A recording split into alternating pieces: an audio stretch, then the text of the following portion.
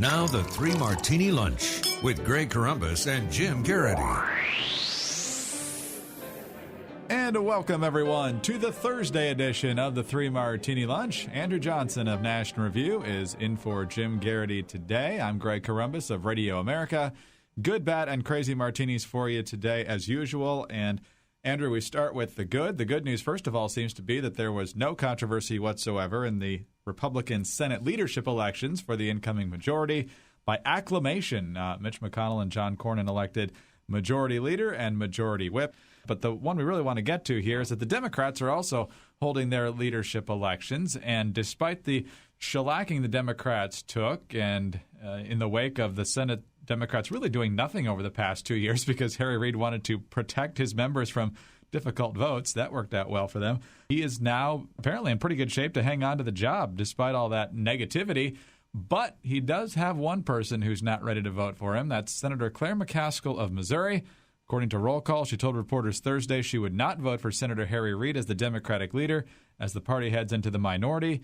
Quote, "I will not," unquote, she responded when asked whether she will vote for the Nevada Democrats. So still doesn't seem to be anybody else sticking their neck out there to challenge Reid. But once again, the finger pointing seems to keep going here, and we'll take it as long as that lasts. No one has stepped forward to challenge him, so it might just sort of be an empty threat by Clair McCaskill. But it does show that, again, Harry Reid and by further extension, President Obama are still toxic for a lot of these Democrats, even after the election. They're not happy with them. They don't want to be associated with them, at least at a very minimum, that they're saying that. And in another article, I think it was Politico, I was reading that Joe Manchin didn't give as forceful a rejection of Harry Reid as McCaskill did. He said he's open to change. We need to find a new way of doing business here in the Senate. Even Jean Shaheen sort of gave a similar response that she was open to hearing who else was jumping in, what some other ideas were as far as who leadership was. But as we said a few days ago, grab the popcorn and start watching, because the Democrats are going after one another.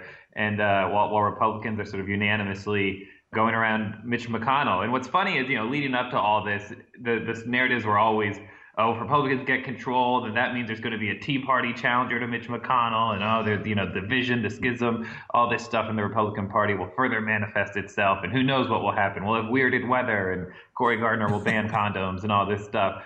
But no, Republicans are going about doing their business. They're sort of all doing what they need to do, while the Democrats are the ones that are finding themselves unsure of what the next step is. Well, we're more than a week now, of course, after the midterm elections, and the news just doesn't get any better for Democrats, and particularly the White House, as we move to Martini number 2. We played you the clip from Jonathan Gruber earlier in the week from his talk at the University of Pennsylvania last year, where he said the stupidity of the American voter made it really easy to not have much transparency in the bill. Yes, the mandate was a tax. Yes, young, healthy people are essentially paying for the health care for older, less healthy people. There's new videos out now saying that basically the inability of the American people to understand economics well really helped to get this passed as well.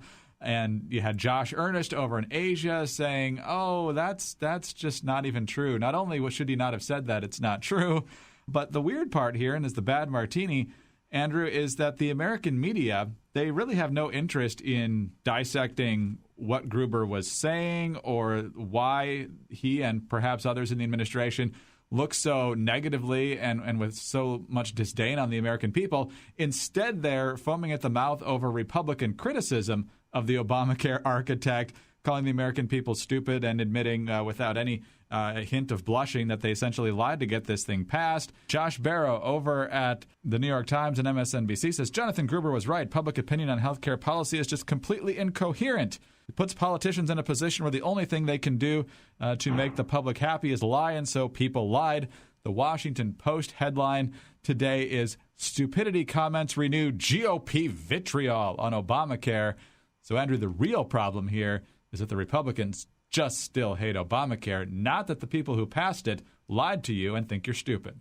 Yeah, two things. The first is, as this article shows, the number of why Jonathan Gruber was right, or those sorts of stories in that same vein over these past couple of days has kind of been startling.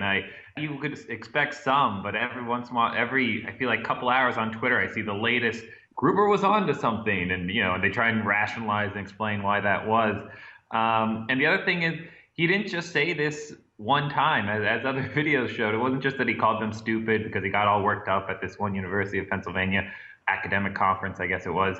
But he said it at least one or two other times, I believe, as more videos have come out. So this was a clear approach that I guess they had towards this law, and people are already rallying around it. Nancy Pelosi had her press conference today, and someone asked her about this, and she said she doesn't know who Jonathan Gruber is. She knows multiple Grubers, I think was her quote.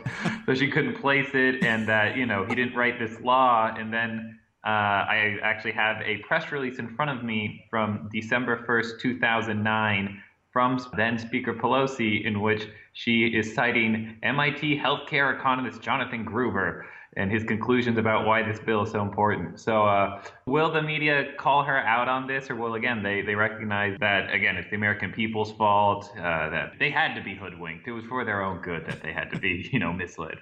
She knows three Grubers. Doesn't that remind you of Jay Carney after Hillary Rosen said that Ann Romney never worked a day in her life? And they said, oh, wow, look, Hillary Rosen's been to the White House a lot in this administration. So clearly they're ideological soulmates. And his response was, I don't know which Hillary Rosen that was. I happen to know three of them. So it could have been any of them. A lot of people on the left just must have similar names. So, yeah, I guess I shouldn't say that as an Andrew Johnson. But well, you're named after one of America's most distinguished presidents, clearly. Yeah, distinguished is one way of putting it.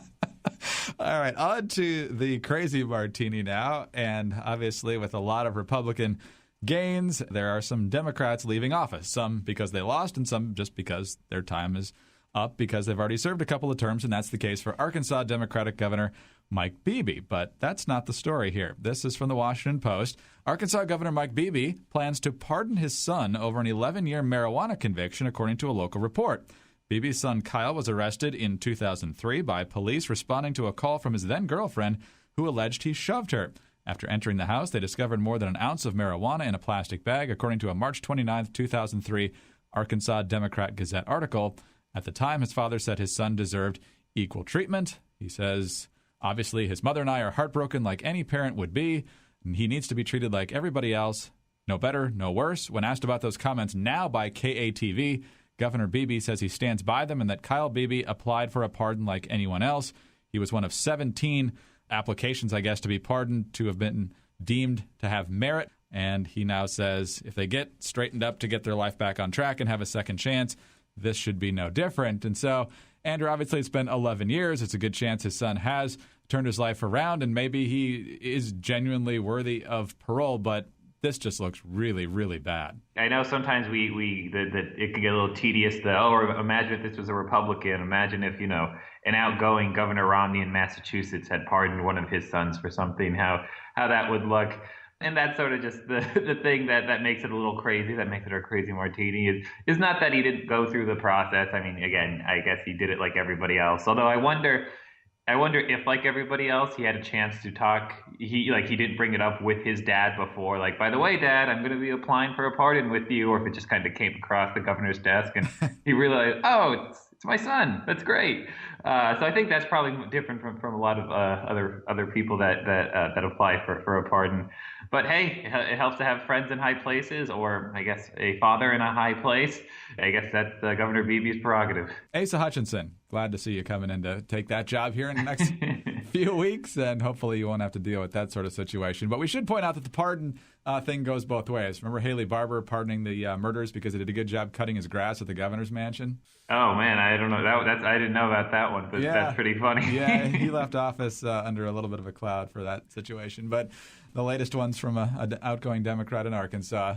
Andrew, have a good day. Talk to you later. Yeah, you too. Take it easy. Andrew Johnson of National Review. I'm Greg Corombos of Radio America. Thanks for being with us today. And be sure to join us again on Friday for the next 3 Martini Lunch.